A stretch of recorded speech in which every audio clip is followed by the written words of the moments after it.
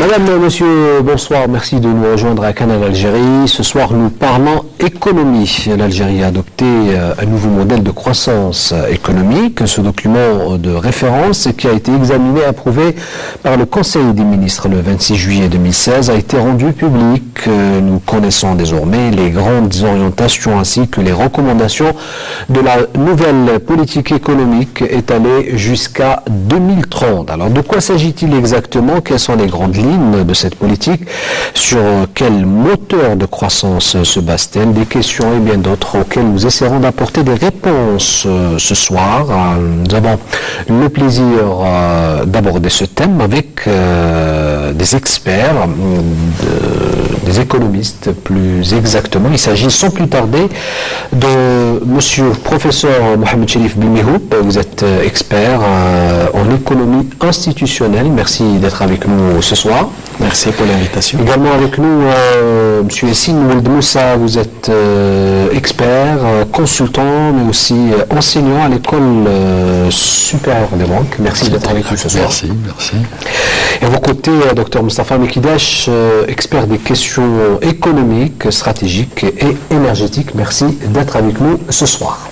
Merci de m'avoir invité une fois de plus.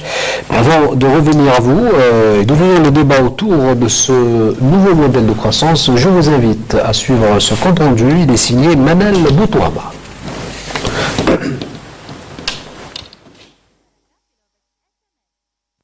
Adopté par le gouvernement en 2016, le nouveau modèle économique sera exécuté en 3 phases selon un document synthèse publié par le ministère des Finances. De 2016 à 2019, où la phase de décollage, tous les secteurs devront évoluer vers leur niveau cible de valeur ajoutée. De 2020 à 2025, une phase de transition ou de rattrapage de l'économie. De 2026 à 2030, celle de la stabilisation où les différentes variables de l'économie convergeront vers leur valeur d'équilibre. Objectif, un taux de croissance hors hydrocarbures de 6,5% par an entre 2020 et 2030, élever le revenu du PIB par habitant qui serait multiplié par 2,3. Le secteur industriel doublerait également sa contribution dans le PIB pour atteindre les 10% contre 5,3% actuellement. Le secteur agricole devra être modernisé pour atteindre les objectifs liés à la sécurité alimentaire et la diversification des exportations.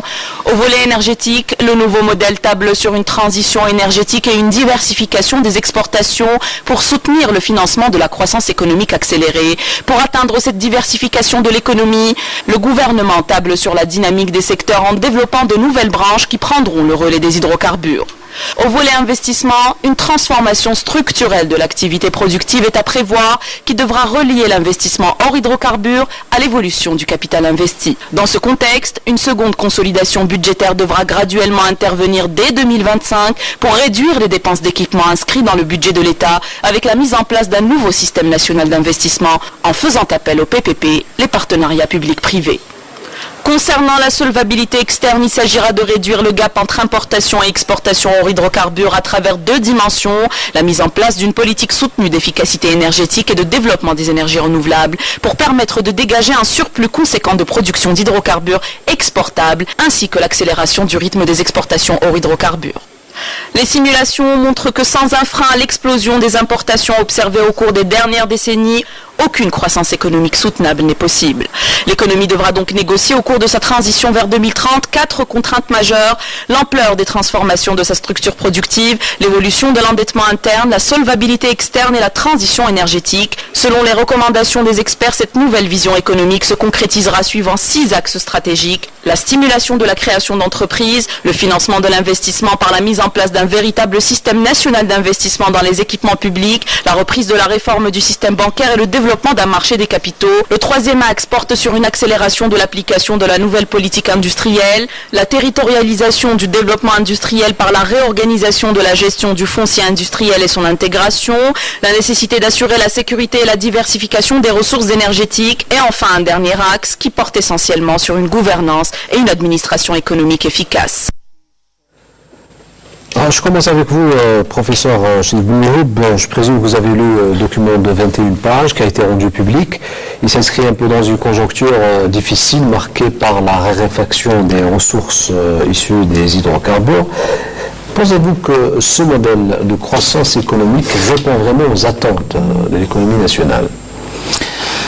Oui, alors effectivement, c'est la question principale, parce que depuis 2014, l'Algérie est rentrée dans une situation de crise financière d'abord, budgétaire, et comme tout est lié aux ressources tirées des hydrocarbures, maintenant c'est l'économie réelle qui est en train de tomber aussi dans la crise, lorsqu'on constate un peu les taux d'activité dans l'industrie, dans d'autres secteurs, et le début de licenciement de personnel dans certains secteurs, je pense particulièrement au BTPH.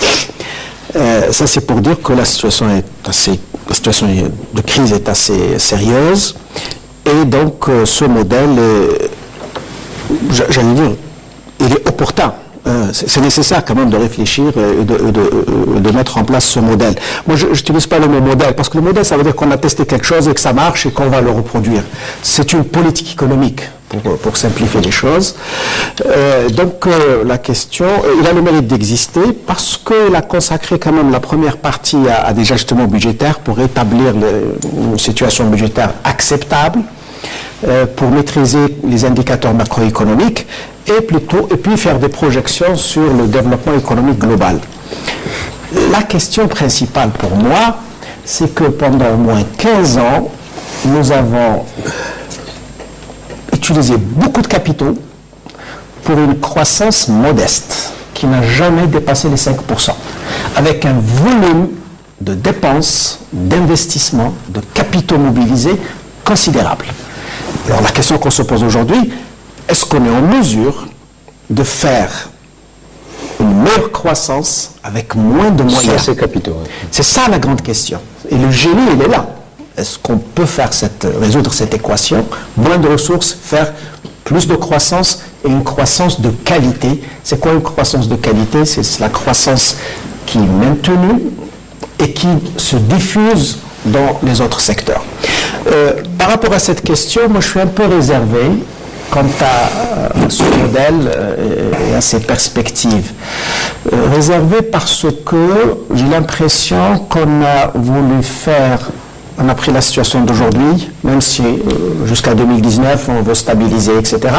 Et puis on a fait une projection linéaire dans les conditions de fonctionnement de l'économie passée. C'est-à-dire, on n'a pas changé les règles de fonctionnement de l'économie.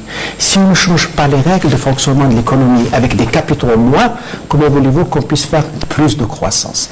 Ça, c'est la première observation que je formule. Et quand je dis les conditions n'ont pas changé, c'est les conditions institutionnelles. C'est-à-dire, rien n'a changé sur les institutions. Ce sont les mêmes institutions, ce sont les mêmes administrations, ce sont les mêmes régulateurs qui sont en place. Et là, j'étais un peu déçu parce que le rapport, le document, n'évoque pas ces questions de réforme institutionnelle profonde, pour créer des acteurs capables de transformer l'économie. Mais on ne parle pas de transformation profonde, qui sont les acteurs qui vont opérer cette transformation. Donc moi, ma question, elle est à la frontière entre la science politique et la science économique. Il faut des acteurs pour faire la transformation. Ces acteurs, on n'en parle pas. Alors comme ce modèle de croissance ou cette politique économique, comme vous venez de le mentionner, a l'impératif de répondre à une conjoncture difficile, du moins durant les 3 premières années, ma question, peut-on élaborer un modèle de croissance économique dans une situation défavorable sur le plan budgétaire? D'abord. À qui vous posez la question? Allez-y. Le plus jeune d'abord. Merci pour le compliment. Mais ce que je dis, c'est qu'il n'y a pas de plan B en vérité. En vérité, donc on rentre dans un plan d'émergence, puisqu'on peut l'appeler comme ça, donc dans entre guillemets, un plan d'émergence contraint et forcé. C'est-à-dire que le financement de l'activité économique est essentiellement budgétaire. Or, il y a là un problème, si vous voulez, de déficit budgétaire qu'on voyait venir. D'ailleurs, avant la crise même de juin 2014, déjà lorsque les quantités exportables d'hydrocarbures par la Sonacor commençaient à baisser, on sentait déjà les contraintes budgétaires se dessiner. Donc, ce que je veux dire, c'est contraint et forcé, parce que ce discours de diversification de l'économie, c'est pas un discours nouveau. Depuis les années 70, On a même fixé des taux d'exportation, des taux de diversification d'économie. Et donc, ça venait à chaque fois, donc le prix des hydrocarbures descendait, on tenait ce discours, très bon, y compris sur le plan politique. Et puis dès que les prix remontaient, donc on abandonnait donc ça. Alors, maintenant, les perspectives à long terme de la variable d'ajustement que sont les prix des hydrocarbures, donc sont telles qu'il est peu probable ou très peu probable que les prix remontent à ce qu'ils étaient en mai 2014, c'est-à-dire plus de $100. Donc on sera entre 50 et 60 $. C'est déjà, il a fallu une grande lutte et une mobilisation politique et diplomatique intense de l'Algérie et des pays exportateurs de pétrole pour le faire. Donc on est à 50-60 $, et y compris à 80, le déficit budgétaire. Si on est là à 60 $ en 2019, alors on est dans le rouge selon ce modèle. Oui, donc je pense que ça sera autour de 60 $. Ça peut aller au mieux donc à 70, mais on n'atteindra jamais les taux au-dessus de 80, c'est exclu. Enfin, c'est mon point de vue. Alors donc, dans ces conditions, il est clair que l'économie algérienne a fait preuve de résilience, parce qu'il y avait des filets sociaux qui n'existaient pas dans la crise 86. Et ils ont joué leur rôle, relativement, avec donc les réserves de change, avec le fonds de résolution des recettes, qui lui a absorbé les déficits, notamment celui de 2016. Mais moi, je me pose la question, comment on va financer les déficits, y compris sur la période triennale, sur 2017, 2018, 2019. D'où est-ce que c'est par la mobilisation de l'accumulation interne ou par donc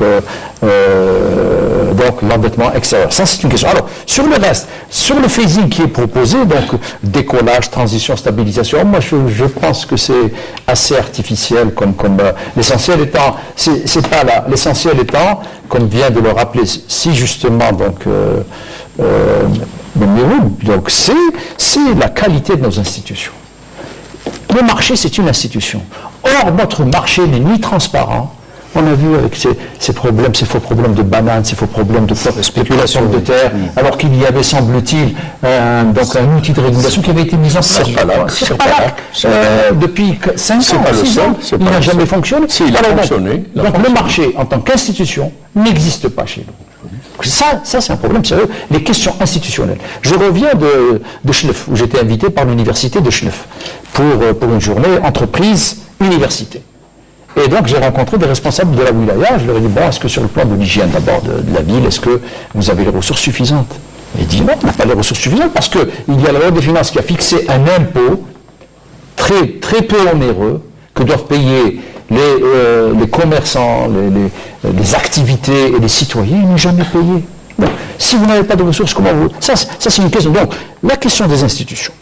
Mais au préalable, ceci étant dit, nous avons quand même, parce que quand un pays émerge, on le voit venir de loin, comme disent un certain nombre d'économistes, il y a donc 4 aspects sur lesquels je veux insister. Non, je veux dire, qui sont des prérequis qui existent. Sauf que la plus importante, nous ne l'avons pas encore. Donc, celle des institutions. Donc, le rôle des institutions n'est pas bien défini dans ce il n'est pas assez défini, disons. Et 2, l'émergence des acteurs qui vont porter, notamment le secteur privé, la vitesse d'émergence de ces acteurs qui vont porter le nouveau modèle. C'est le secteur privé, alors à quelle vitesse il va émerger? Et c'est lié donc au fait qu'on doit fermer les rentes, qu'on doit les soutenir pour aller vers les marchés extérieurs et tout ça. Mais ceci étant dit, les conditions, si vous voulez, d'émergence existent. Et ça a été validé au cours de la dernière conférence internationale sur l'émergence en Afrique auquel j'ai participé. Donc le Premier ministre m'a désigné pour y participer. Il y a donc 4 aspects, en plus de ceux que je viens d'indiquer, les acteurs, plus les institutions, la stabilité, la paix et la sécurité. Je pense que ça, donc on a payé le prix cher. Donc cette condition existe. Les infrastructures, donc on a fait des efforts, y compris énergétiques, existent. Alors, il y a à construire, à peaufiner le consensus social et politique, sans lequel, évidemment, parce qu'il va falloir partager aussi des sacrifices, donc, et des institutions solides dont on a parlé. Voilà un peu en préliminaire ce que je voulais avancer comme élément d'analyse. Yassine Ould Moussa, 2 visions plus ou moins moins sceptique autour de ce modèle Pas de croissance. sceptique. Je suis pas sceptique, je suis réaliste. C'est Moi, le pessimisme de l'analyse et l'optimisme de l'action. voilà, j'aime bien c'est excellent, c'est excellent, c'est excellent. Être ambitieux, c'est bien, être réaliste, c'est bien. Alors, il faut rêver les yeux ouverts, mais les meilleurs rêves, c'est ceux qu'on réalise. C'est comme les poèmes. Les plus beaux poèmes, c'est ceux qui restent à écrire. Alors, un modèle, c'est quelque chose de récurrent. Alors, il est difficile d'imaginer un instant comment réaliser avec une rareté de ressources ce qui n'a pas été réalisé avec une abondance de ressources. Le professeur Bounroub a dit à juste titre, notre économie a consommé beaucoup de ressources et a créé peu de richesses si on devait prendre des ratios internationaux. Si on prend les investissements faits sur la décennie et demie, c'est colossal. Reste le problème de leur performance, de leur pertinence, des modalités d'allocation, des consensus qui ont été faits ou qui n'ont pas été faits. Et puis, c'est le fait aussi, malheureusement, de constater que c'est la troisième fois que nous sommes dans cette forme de crise. C'est le syndrome hollandais. Nous n'avons pas tiré les leçons. Donc, aujourd'hui, nous faisons une opération simple, elle est mécanique, elle est incontournable, elle est inéluctable, elle est irrépressible, elle est incompressible. Nous allons vers un ajustement, nous le faisons avec plus ou moins de bonheur. Le problème, c'est de trouver là où est-ce qu'on met le curseur pour avoir le coût social, politique et sécuritaire le moins élevé et le coût économique. Bon, donc, le point positif que nous pouvons soulever ici, c'est que contrairement aux autres contre-chocs pétroliers, je vous rappelle que c'est le troisième, 86, 90, 2014, contrairement, le point positif, c'est que nous n'avons pas d'endettement. Vous avez oublié 2008, 2007, 2008, il n'a pas duré. Il n'a pas duré, c'était évanescent. Donc, nous n'avons pas d'endettement. Et Sim Stafa a dit, nous avons la résilience. Seulement, il a raisonné en statique. Parce que laisse-moi terminer. Je t'explique. Parce que... Non, mais moi je suis en dialectique. En stock, hein. Non, en flux. Oui, mais aujourd'hui, ta résilience, c'est le fruit de l'ensemble du système de protection sociale que tu as pu financer. Moi, je parle en dynamique, est-ce qu'on pourra le financer? Donc tu vois que c'est un résultat, et moi je te parle d'un préalable. C'est pas du tout là, on n'est pas là. Toi tu es en deuxième mi-temps, moi je te pose la question de la première mi-temps. Donc jusqu'à présent, la résilience, elle a eu lieu, grâce à 30% du PIB. Je ne peux pas dire. Merci. 30% du PIB qui a servi de transferts sociaux. D'ailleurs, si on avait permis aux Algériens de créer des richesses, de développer leur région, d'utiliser les ressources disponibles, d'avoir des soutiens techniques appropriés, d'avoir un système généreux, générique, général de création de PME partout sur l'ensemble du territoire, on aurait des ressources budgétaires fiscales suffisantes. Aujourd'hui, on gère une situation. Aujourd'hui, c'est l'ajustement. Les problèmes, on les connaît, maintenant il faut régler l'ajustement. Je pense qu'il y a beaucoup de mesures qui ont été faites. C'est très simple, c'est très mécanique, l'ajustement. On réduit des dépenses d'équipement public, on essaye de réduire le train de vie de l'État, on essaye de retrouver, d'optimiser les dépenses, on essaye de tirer un meilleur profit du secteur public. Tout en maintenant les transferts sociaux. Les transferts sociaux, il faut se poser, ça pose des questions. Pour l'instant, nous avons liquidé notre fonds de régulation de recettes. Il n'est plus alimenté. Il nous reste des réserves de change. Jusqu'à 2019, ça nous fait 3 ans. 3 ans divisé par 3, ça fait 30 milliards. Nous pourrons toujours faire face aux dépenses incompressibles de la société et le minimum pour l'économie. Et le reste, ce sera la trésorerie courante des ventes courantes de pétrole à 47,50. Ça, au scénario au fil de l'eau. Voilà. Maintenant, pour ne pas décourager tout le monde, parce que le devoir de vérité nous indique, il l'a dit de façon à sa manière, la dernière fois que les prix du pétrole ont remonté, ils sont descendus en 86, ils sont remontés 16 ans après en 2001.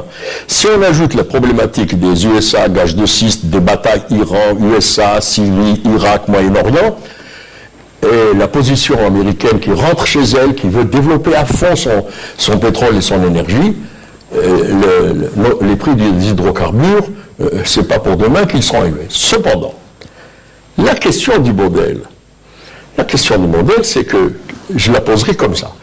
Quel logiciel d'économie de marché, pour quel Pour quelle création de valeur? Deuxièmement, la valeur, donc quel est le moteur de la croissance? Le document ne le dit pas.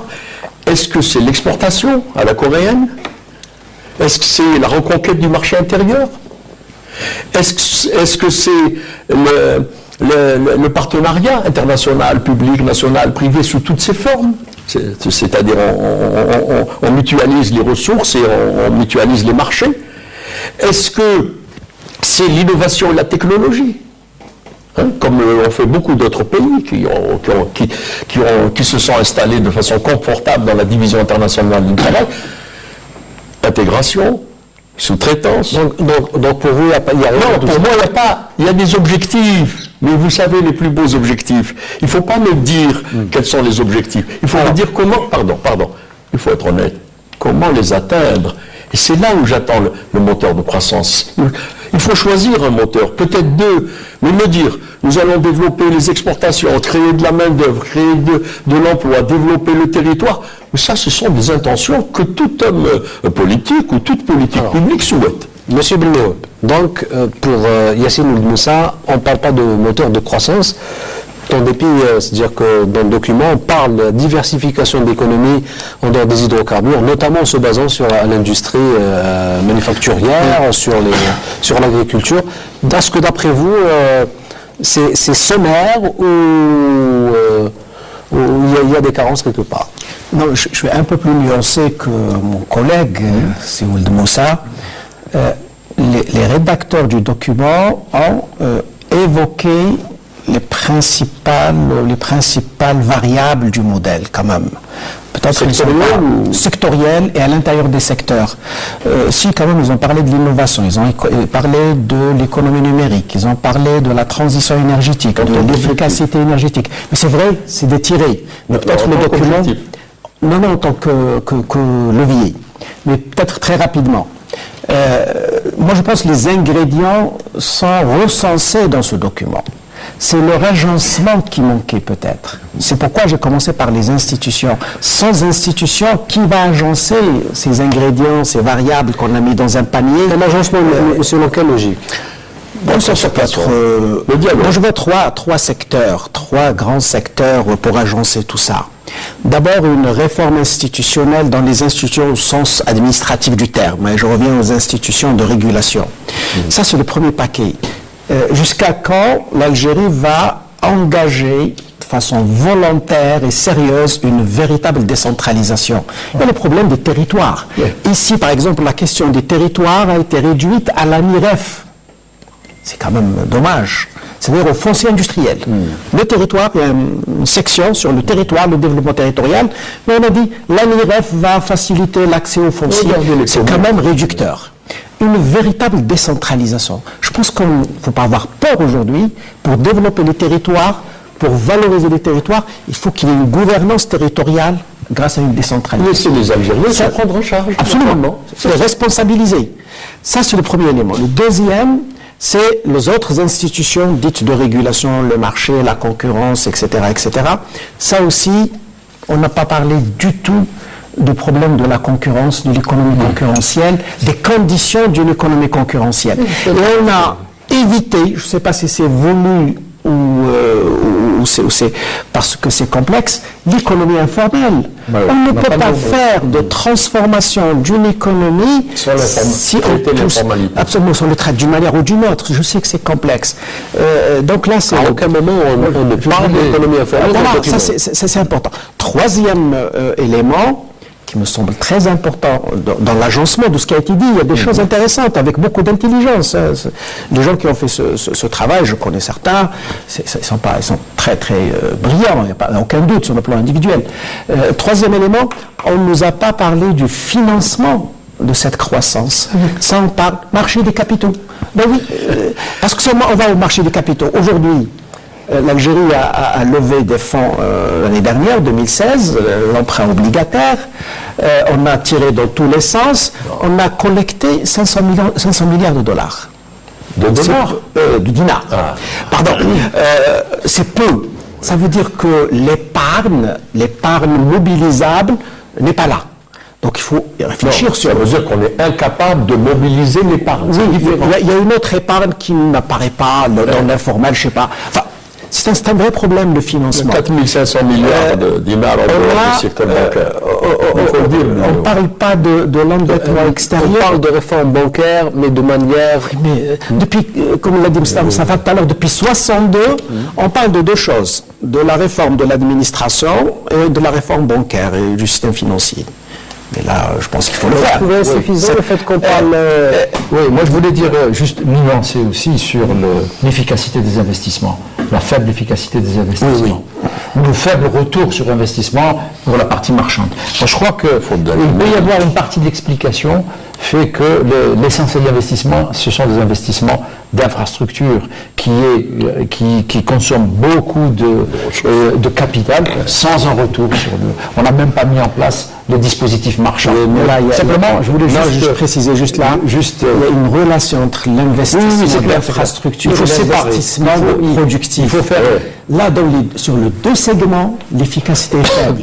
Aujourd'hui, nous avons des installations industrielles en surcapacité par rapport à leur efficacité. En surcapacité, demain, donc, on sera très content d'avoir en surcapacité de l'eau dessalée qui va aller dans les grands périmètres irrigués de l'agriculture, puisque on parle de développement agricole. Le développement agricole ne peut pas se faire s'il n'y a pas d'eau. Donc, avec un coût énergétique, d'autant plus qu'on parle de l'efficacité énergétique dans ce L'autre modèle. aspect, c'est que, en dépit de cela, nous avons pas pu, donc il y avait une forte accumulation à la fois d'épargne publique et privée qui n'a pas été utilisée. Donc c'est un peu ce qui fait que donc c'est pour ça qu'on parle un peu qu'il y a des capacités de résilience qui, en dynamique, vont s'éteindre. Voilà. Sur le moteur de la croissance. Sur le moteur de la croissance, je pense que on ne va pas inventer le fil à couper le beurre. Les secteurs, c'est les secteurs marchands, le secteur de l'industrie. Ah, c'est ça. L'inventer, non. Mais l'utiliser, oui. Attends. Voilà. Sur le moteur de la croissance, il est clair que l'industrie va constituer, l'industrie et également les services vont constituer les deux moteurs de la croissance qui, s'ils ne sont pas allumés assez rapidement, pas en attendant la transition de 2020 ou de la stabilisation de 2026. Donc il va falloir donc les faire rapidement. Donc les réflexions ont été faites sur ces secteurs, les stratégies sur la réindustrialisation existent. Il y a deux principes, moi, sur lesquels je suis tout à fait d'accord. Un, c'est la substitution aux importations. On importe tout et n'importe quoi. Je ne vois pas pourquoi j'importerais de Chine des brouettes et des clouches. Et de la chapelure. C'est pour résumer une question. Ça doit être fait. Modèle économique. Et pourquoi? Et comment ça va être fait? Pourquoi ça n'a pas été fait dans le passé? C'est une bonne question. Parce qu'il y avait des rentes. C'est le commerce qui a assuré le retour sur investissement le plus rapide, formel. Aujourd'hui, Egypte boit pas, c'est un conteneur, il fait 2 milliards. Il distribue. Il va falloir fermer les robinets de rente. Il va falloir les fermer. C'est-à-dire qu'il faut qu'il y ait dans les institutions l'accès aux facteurs de production équitables. C'est pas parce que j'ai des réseaux que je peux avoir des crédits ou des fonciers et que si je n'en ai pas, alors que mon projet il est marchand, il est bancable, donc il est mis dans les oubliettes. Et ça fait partie de la régulation. C'est lié à la fermeture des robinets de rente, parce qu'il y a des lobbies donc, qui sont très forts et qui agissent, y compris sur les décisions de politique publique. Et donc, quoi ressemble, M. Mekidesh, permettez-moi de poser une question. C'est-à-dire, quand on parle de modèle économique, il est libéral, on ne va pas dire un modèle socialiste, mais d'un côté libéral, d'un côté avec des transferts sociaux énormes, vous parlez de mesures protectionnistes, c'est-à-dire vers quel modèle économique mais enfin, vous oubliez le syndrome Khalifa. À ce jour, le Trésor public est en train de rembourser la dette qui atteint à peu près le niveau d'une année d'exercice et de ressources fiscales d'une année, vous vous rendez compte? Pourtant c'est libéral. Et pourquoi ça peut marcher? Parce que les institutions ont manqué, les institutions de régulation. Donc c'est pour ça qu'il y a une nécessité, c'est de la prédation. Mais si vous aviez des institutions de régulation, donc on aurait des politiques de régulation, on aurait donc la une meilleure allocation des ressources. Donc la prédation aurait été donc vue de loin. On aurait anticipé et on aurait bloqué les choses. Or, c'est pour ça poser une question. On ne passe pas impunément, sans ingénierie, sans adhésion, collective. Ça, c'est un système rentier, c'est ce qu'il dit hollandais, un système de rationalité. Là, au nom de la liberté économique, on a détruit la rationalité économique. Il faut le faire. Et on a perdu, je pense que tu seras d'accord avec moi, on a perdu tout espace, instrument, instance, institution, compétence en matière de planification. On avait une planification impérative, on a dit on va faire l'indicatif, on n'a rien fait. On a dit on a pensé que on est passé du tout État au tout marché en pensant que le marché se crée de façon spontanée par le retrait de l'État. Pas du tout. Le marché, c'est une institution qui demande un État fort. Il a parlé d'une petite taxe. Elle n'est pas payée. Il n'est pas allé jusqu'au fond. Elle n'est pas payée parce que le maire n'a pas. Notre État s'arrête au Wali. Nos communes, regarde nos communes, les pauvres. Mais ils n'ont jamais. Écoute, là, ça, c'est des problèmes de gouvernance. Mais bien sûr, c'est aussi d'institution. Ils appellent ça institution. Oui, si vous n'avez pas des institutions, donc c'est au sens large, c'est-à-dire que ce sont on fonctionne avec des règles du jeu. Quand vous avez des règles du jeu, l'arbitre, ce modèle de croissance ne met pas comme préalable. C'est pas un modèle de croissance. C'est un cahier de charge. Inch'Allah, ce sont quelques termes de référence, quelques objectifs cibles à atteindre dans le cadre d'un modèle de croissance. Et ce modèle de croissance, il faut que les Algériens le discutent. C'est pas le patronat ou le gouvernement ou le syndicat qui discutent. Toutes les forces sociales, politiques, les forces... C'est pas un exercice technocratique. Ça engage la société. On a démonté quelques patrons ou quelques syndicats. Mais surtout que c'est 2030. Parce que 2030, il faut être là pour être redevable. La redevabilité, c'est la responsabilité. Donc, si on parle de 2030, alors pourquoi je vous parle de planification? Pourquoi il y a les pays les plus libéraux, les firmes transnationales les plus libérales font le plus de planification. Mais on a laissé, parce qu'on avait de l'argent, l'euphorie, la liquidité a généré la facilité. Et la facilité, c'est le troisième contre-choc. Il y a des ingrédients, je suis d'accord avec Miro, mais il y a les ingrédients. Le point positif, nous n'avons pas de dette. Vous imaginez si nous avions pris en ciseaux la baisse des prix pétroliers et la hausse de l'endettement. Je pourrais vous dire en revanche, selon d'autres économistes, qu'on aurait pu ne pas payer la dette. Mais on aurait pu payer la dette, ne pas payer la dette et investir dans la production hors hydrocarbures. Je voudrais donner un chiffre qui est triste. Oui, mais permettez-moi. Vous avez demandé de rédiger un document pour une sorte de feuille de route pour sortir de cette crise. Un début. C'est un vous fait. Qu'est-ce que vous proposez, Yassine Moudi? Juste, qu'est-ce que je peux proposer? Je vais te le dire en arabe. Donc, je vais ajuster tout simplement, parce que je suis contraint, en tant que père de famille de 40 millions de citoyens. Donc je suis obligé de rationaliser mes dépenses publiques, baisser le train de vie de l'État, revoir la gestion chaotique du commerce extérieur. Nous sommes le seul pays où le commerce extérieur ne fabrique pas de croissance. Il consomme des ressources. Sport national, je veux te le dire, surfacturation. Nous sommes le seul pays où l'importateur ne demande pas le prix, demande l'augmentation. C'est pas sérieux. On a une convertibilité partielle, et souvent partiale du dinar. Elle a détruit des entreprises. Moi, je voudrais juste donner 2 ou 3 exemples. Non, réponds à sa question. Oui, je réponds à sa question. Non, parce qu'il m'a posé une question. L'animateur, c'est lui l'animateur, s'il a besoin que je réponde. Non, parce que tu m'as interrompu pour que je lui réponde à sa question. Ce que je veux dire, c'est que quand on reste 15 ans en laissant le marché de l'importation des automobiles sans cahier des charges, sans un minimum d'organisation des conditions dans lesquelles on importe des véhicules, on se retrouve, et c'est au bout de 15 ans, ce n'est que l'année dernière, je crois, que le premier cahier des charges a été mis en place, au motif qu'il faut ouvrir tout azimut le marché, les théories néolibérales, et que ça va entraîner, si vous voulez, donc une organisation du marché de façon interne, sans problème. Alors qu'on s'aperçoit que même lorsque nous avons mis en place le cahier des charges, on s'est aperçu que c'est pas parce qu'on a mis en place un cahier des charges pour l'importation que l'intégration va venir d'elle-même et qu'il faut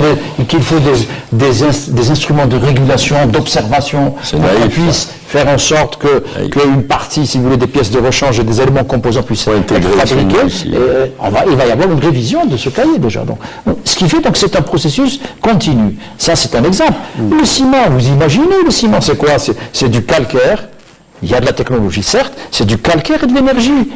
On a lancé des programmes considérables de construction d'infrastructures de logement au moment où on importe du ciment alors qu'on pouvait le fabriquer sur place. Ça, ce sont des éléments, si vous voulez, qu'il faut redresser et qu'il faut maintenant récupérer tout le terrain qui est perdu déjà sur le plan de l'activité industrielle. Autosuffisant en termes de ciment. Ah, ciment. Dieu merci. Il va falloir exporter, attention. Il va falloir exporter. Justement, il faut rejoindre. Justement, concernant les exportations. Il faut aller vers l'exportation. Si le secteur du bâtiment et le secteur du foncier et l'urbanisme et le cadastre fonctionnaient à plein régime, donc la construction serait facilitée à cause de la formation technique, etc., nous ne serons pas en surplus. Nous sommes en surplus dans une situation de blocage du BTPH. Attention, il faut raisonner en dynamique. Pour construire quoi? L'Algérie... Des villes. Pourquoi?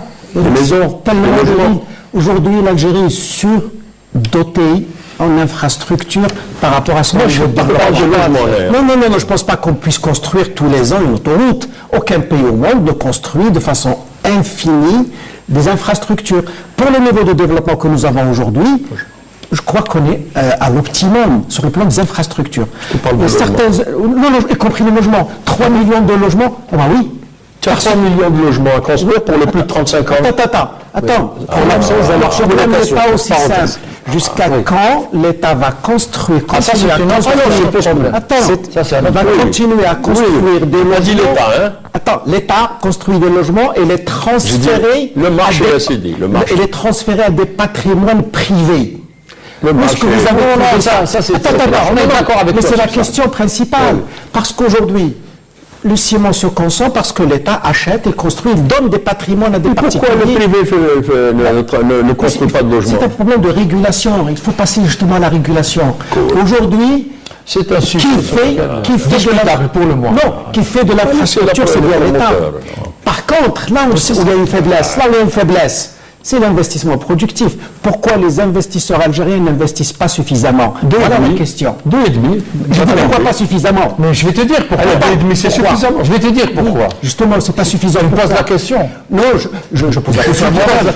Je pose la question à moi-même. Parce qu'il y a un effet d'éviction de l'acte productif au profit des activités commerciales d'importation, essentiellement, qui ont des cycles de profit plus élevés. Beaucoup plus que ça. Nous sommes arrivés à une situation, c'est une explication. Avec la capitalisation, avec l'accumulation des revenus en Algérie, nous sommes arrivés à une situation où on va plutôt vers la patrimonialisation que faire l'investissement. Oui, ça aussi. Les revenus je suis d'accord. sont patrimonialisés dans la pierre, dans le sol et dans la devise étrangère. Pourquoi? C'est ça justement les effets comme mesures fiscales, sociales, techniques pour orienter l'épargne vers l'activité productive. Ce que je veux dire, si on ne règle pas ces problèmes, c'est une problématique. Si on ne règle pas ces problèmes, il n'y aura pas de croissance, il n'y aura pas d'investissement, en tout cas pas suffisamment. C'est pour ça que je dis, les vrais problèmes sont là, qui ne sont pas posés malheureusement. Sauf que maintenant, ça c'est une question centrale. Mais travailler, considérer l'économie comme de la mécanique, j'appuie sur un levier pour obtenir un effet proportionnel à mon poids, ce n'est pas toujours comme ça. L'économie algérienne est pervertie dans son fonctionnement. Elle n'a jamais manqué de ressources pour son développement, pour son niveau de développement. C'est l'allocation des ressources. C'est la qualité de la vie. Moi, je voulais juste prolonger la réflexion. Rapidement, dans le sillage de ce que vous avez dit, Mustafa Mekidej, alors, encourager les exportations. Justement, je viens. Juste un mot pour prolonger l'intéressante observation qui a été faite par le groupe sur le fait que notre secteur privé, donc si vous voulez, fait une opération de patrimoine de ses revenus plutôt que de réinvestir. Il est rationnel dans un système. Moi, je parle d'économie, pas de la personne. Je ne culpabilise pas. Ça, c'est une question culturelle, c'est une question d'émergence. Non, c'est pas institutionnel, organisationnel, c'est pas fiscal, bancaire, économique. Tu permets que je réponde. C'est culturel. Laissez parler. Là, je ne suis pas d'accord. J'ai pas terminé. Vous avez le droit. C'est le phénomène sur lequel les économies d'Amérique latine sont passées et d'Asie. Donc au départ, c'est ce qu'on appelait dans la théorie économique des bourgeoisies comprador, qui était essentiellement dans le commerce et transféré à l'extérieur jusqu'au moment où les limites sont. Sauf que maintenant ils sont arrivés. Tu permets que je termine. Un peu de discipline, s'il te plaît. Donc, sauf que maintenant nous sommes arrivés à l'extinction du modèle qui fonctionnait parce que nous n'arrivons pas à dépasser le plafond de verre de 2 milliards de dollars d'exportation. Il n'y a plus, si vous voulez, suffisamment d'exportation de recettes d'hydrocarbures pour financer ce processus. Il va falloir donc aller vers l'exportation. Et la question en créant des zones d'exportation comme le mentionne, encourager les exportations. Ça, c'est un instrument, c'est une technique, mais le problème essentiel, c'est que maintenant, le secteur privé de plus en plus, dans la période de transition, en fait, c'est pas le décollage, on est dans une période de stabilisation. Je ne sais pas si tu partages. Non, donc, 2016-2019, on est dans une période de stabilisation. Il faut pas non plus. Donc, dans ce cas, on n'aura pas, pour financer les inputs de notre secteur productif, il n'y aura pas assez de devises. Si tu n'exportes pas, tu n'auras plus de secteur productif. Voilà les réalités qui vont pousser au changement de mentalité de notre secteur privé notamment. Alors parmi les recommandations... C'est un problème de réglementation et de... Oui, la réglementation. Prenons un exemple. La dernière loi sur l'investissement, elle date du mois d'août 2016. Oui, et alors? Qu'est-ce qu'elle a produit comme effet? Pourquoi on a changé cette loi? Qu'est-ce qu'elle a apporté de neuf? Voilà les problèmes qui sont posés. C'est une loi de 30 articles. Il y a 30 renvois à des textes réglementaires. C'est-à-dire que c'est une loi qui ne va pas s'appliquer dans 2-3 ans. On commence à l'appliquer. Voilà. Rupture instantanée. Est-ce qu'on a besoin d'une loi pour ça, par exemple? Alors que pour investir aujourd'hui, c'est un parcours incroyable. Moi, quand on me dit le climat des affaires s'est amélioré, c'est faux. Il s'est dégradé. Allez-y, faire l'exercice. Monsieur Bilméo, est-ce que ce document répond à l'attente des Il ne faut pas nous enfermer dans un document qui est un premier exercice tout à fait honorable. Mais on parle on va en profondeur. Je vais vous dire une chose. Vous nous avez invités pour ce débat-là. Une observation. Vous avez raison. Une observation. Ça fait plus de 20 ans. Même plus, je peux aller plus loin, mais pas de 2030. C'est la première fois qu'on met un document qui fait une projection. Pendant 20 ans, on a fonctionné avec comme seule référence la loi de finances sur une année et la loi de finances au milieu de l'année. On a vu des plans. Alors pour une fois, on a un document sur 30 ans. Je dis que c'est une excellente chose. Comme disait Moussa, il a tout à fait raison. On a enlevé les organes de planification. Tous les pays émergents d'Afrique, où on voit d'émergence ou qui veulent émerger, ont tous des ministères de la planification. C'est au sein de ces ministères, et non pas au ministère des Finances d'ailleurs, au ministère de la planification, dans lesquels les arbitrages se font, l'appui, si vous voulez, à l'investissement extérieur et interne se fait, et les visions sont construites. L'écosystème se fait là-bas. C'est clair. Mais on a fonctionné sur la loi de finances pendant 20 ans. Maintenant, on a un document. Sous prétexte, alors je vais être un peu comique, sous prétexte qu'il faut laisser les forces du marché s'exprimer. Les forces du marché, mais les forces du marché, pour qu'elles s'expriment, il faut que le marché soit, allez, je vais prendre ta main comme ça, régulé. Non, il faut qu'il soit fiscalisé, bancarisé, organisé, régulé, encadré, avec des institutions fortes. Et la ressource publique ne représente pas l'essentiel des ressources. La ressource publique, ça veut dire que tu es capable de mobiliser la ressource privée. Et la ressource privée, elle est sur le marché. Si tu as des marchés de non-droit, si tu as l'informalité, tu ne peux pas avoir de l'épargne mobilisable. Quand tu sais le nombre de milliards de dinars hors banque, je vais être un peu plus méchant. Quand tu sais le nombre d'agences bancaires qu'on a par rapport à la population pour bancariser la société et l'économie, par rapport à la norme mondiale, nous sommes loin. Il faut densifier encore, il faut collecter l'épargne. Tu ne peux bancariser que ce qui est fiscalisé, ce qui est organisé. Donc finalement, aujourd'hui, si on réussit la stabilisation au moindre coût social et politique, parce que je vais accepter l'idée de la résilience qui est le fruit du passé, mais je parle de la résilience au futur, c'est plus problématique. Ça, c'est la croissance. La croissance. Pour l'instant, notre écosystème ne produit pas de rationalité, ne produit pas de...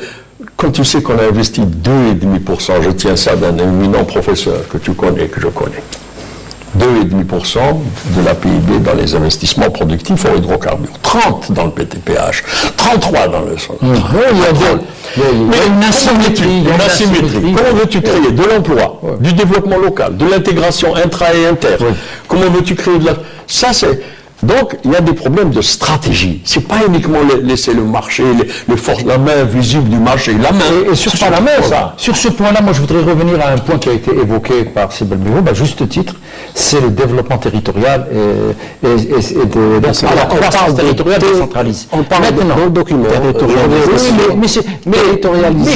le développement. Il faut que les institutions suivent, c'est-à-dire qu'il faut qu'il y ait des gouvernances territoriales qui ont à la fois les capacités, les pouvoirs réels de décision, exactement, d'affectation de ressources et de dynamisme. Il faut aller mettre le SNAT. On voit le rôle de l'ANIREF. Pas uniquement l'ANIREF, c'est un instrument, c'est une très réducteur comme approche. On a un schéma national d'aménagement. C'est la décentralisation. On a un schéma national d'aménagement du territoire.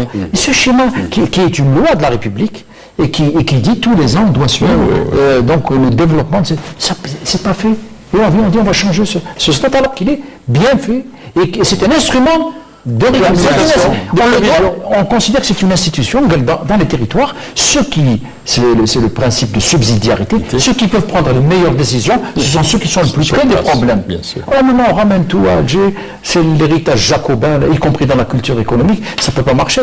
Et cette décentralisation, je peux même dire cette régionalisation économique, parce qu'il y a des externalités régionales, et nous ça, donc on ne les prend pas en compte, sauf peut-être les pôles de développement technologique, qui est une bonne idée. Donc encore faut-il que toutes les ressources suivent, qu'on donne réellement des pouvoirs au président de la PW. C'est pas lui qui signe le budget de Wilaya. C'est pas lui qui le signe. Il n'a pas la compétence. Or, alors que c'est un élu, il est légitime, parce qu'il faut ouvrir le débat pour ce nouveau modèle de croissance, il faut que ça soit donc bottom-up, que ça vienne d'en bas et que ça monte. Et non pas que ça descende toujours, parce qu'il y a des initiatives, il faut libérer les initiatives au plan local. Pour renforcer tes propos, tu vois que je suis de temps en temps d'accord avec toi.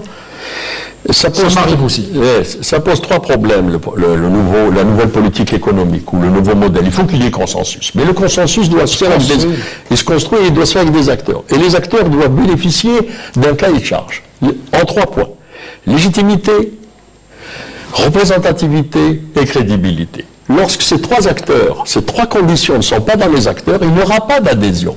Et le modèle sera bancal. Pourquoi ? Il y aura une partie de l'économie, une partie de la société. Pardon ? Elle ne va pas adhérer. Voilà, ils ne vont pas adhérer. Donc il faut qu'on réunisse ça aussi. C'est ce qu'il appelle, lui, la réforme institutionnelle. Donc, regardez combien de réformes de fond nous devons faire, parce que la croissance, ce n'est pas un préalable, c'est une résultante.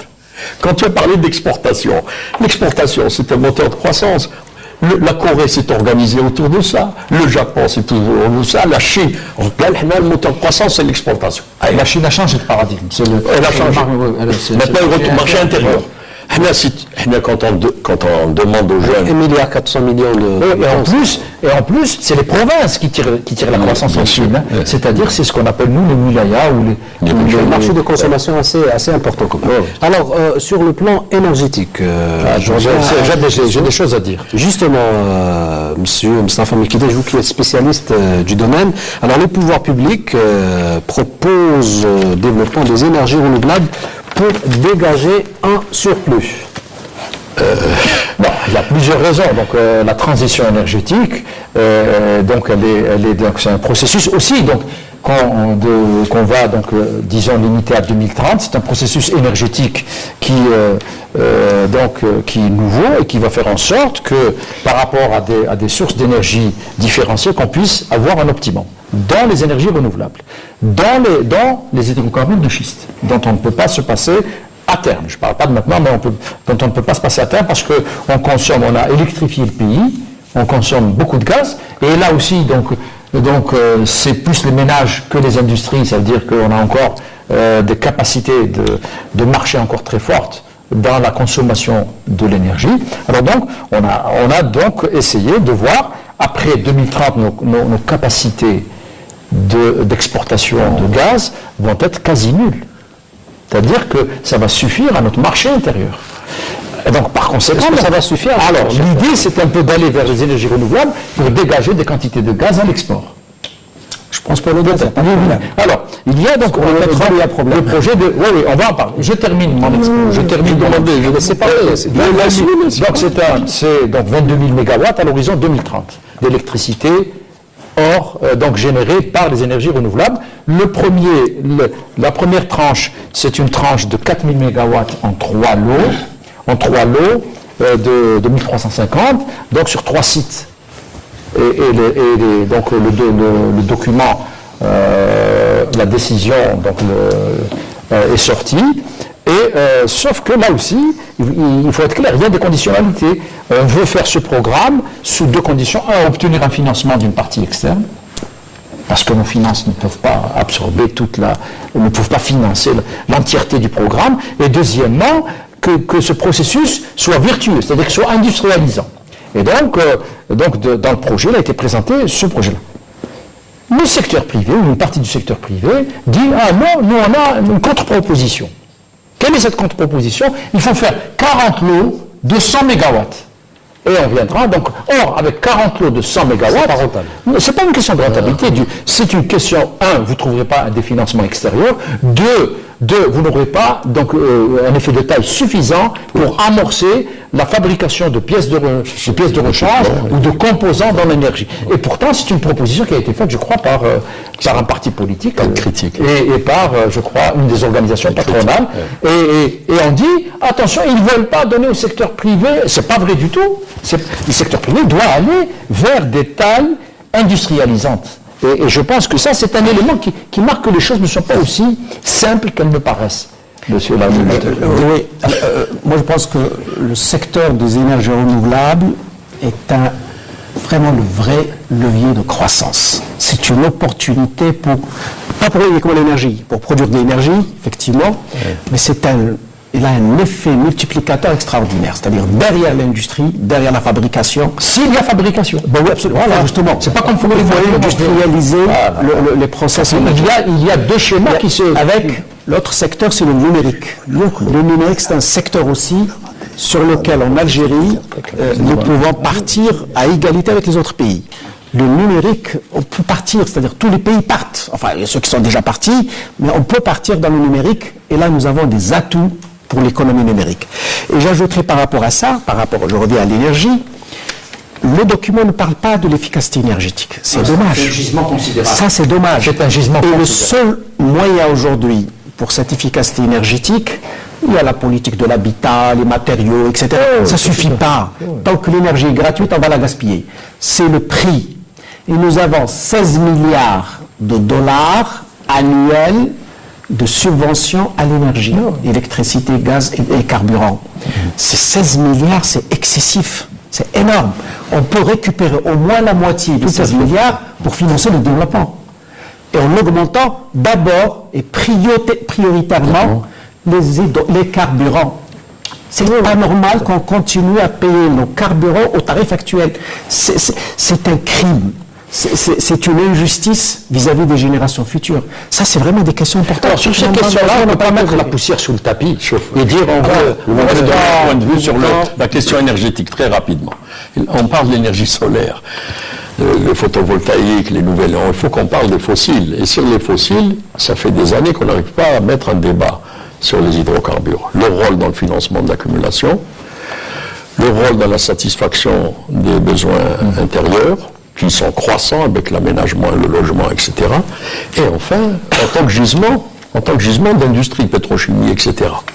On parle des énergies nouvelles. Je rappelle que nous avons créé en 80 le commissariat aux énergies nouvelles, il y a 37 ans, pour à un moment où le baril était à 40, le dollar à 10, sommet de Bali. Je vous en parle parce que j'y étais. Donc, ça fait 37 ans qu'on aurait pu développer, réduire la facture et la consommation des énergies fossiles pour aller vers des énergies. Je rappelle aussi qu'on a refusé d'aller dans un grand projet international que nos voisins ont pris pour la raison que nous voulions faire, nous, les équipements solaires. Quel voisin après? Alors, aucun voisin n'a pris, Desertec a disparu. Très bien. Pour faire des choses qui ne sont pas prouvées. Dans ce cas-là, Il y a 8000 mégawatts quand même. Avec le prix de l'électricité de l'Europe, c'était fait pour exporter. C'était pas possible. Sinon, c'est vous qui payez. Ils sont installés, ces 8000 mégawatts. On arrive au terme de cette émission. Le temps qui nous est imparti, c'est trop court. C'est trop court. C'est trop court. Merci donc Moustapha Mekidash, expert des questions énergétiques et économiques, d'avoir participé à ce débat autour du nouveau modèle de croissance. Juste un mot pour dire que il ne faut pas nous faire dire ce que nous n'avons pas dit. C'est-à-dire que le modèle qui a été fait est un modèle sur lequel on travaille, mais ce n'est pas la dernière copie. Il va falloir à la fois la soumettre au débat public, et d'aller dans des aspects qui n'ont peut-être pas été suffisamment fouillés, des aspects institutionnels dont on a parlé au cours de cette... C'est le but de notre débat ce soir. Je présume que c'est le but de l'avoir mis sur la table de la discussion. Également, merci à vous, Yassine Ould Moussa, enseignant. Sauf à vous dire que le modèle de croissance, c'est un gisement exceptionnel d'émissions de radio et de télévision. Merci infiniment. L'explication et la vulgarisation. Ould Moussa, enseignant à l'école supérieure de banque. Merci à vous également, professeur Mohamed Chérif Benmehoub, expert en économie institutionnelle et enseignant à l'École nationale d'administration. Merci à vous également, madame, monsieur, de nous avoir suivis, en espérant vous retrouver la semaine prochaine pour un nouveau débat de questions d'actu. Je vous dis au revoir et bonne soirée.